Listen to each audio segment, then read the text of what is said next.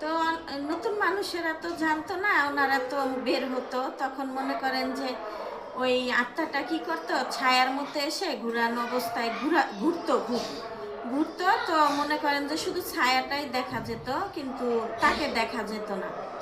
তো মনে করেন যে অনেক মেয়ে মানুষ ভয় পেত, ছেলেরা ভয় পেত। তো সাইকেল যখন পিছনে তো কিছু মানুষ সাইকেল ধুয়েই দৌড় মারতো, রিক্সাওয়ালারা তো রিক্সা রেখেই দৌড় মারতো। তারপরে মনে করেন যে অটোওয়ালারা ওনারাও দৌড় মারতো, সব কিছু রেখে দৌড় মারা লাগতো।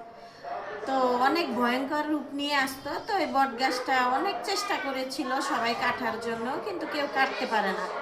এতই বড় আর এত বছরের একটা জিনিস, যেই কাটতে যেত তো মনে করেন যে মনে হয় এত শক্তিশালী যে পৃথিবীর ওইটা কেউ কিছু করতে পারবে না। তো আমার ছোটবেলার থেকেই ওটা দেখে আসি, গল্প শুনি। তারপরে আমার নানিরাও বলতো, আমরাও শুনতাম। তো আমার এক মামাতো ভাই আর আমি, আমরা প্রায় প্রায় ওই বট গাছটা দিনে যাইতাম, যখন দেখতাম অনেক মানুষ। তো আমরা যে দেখতাম যে কেমন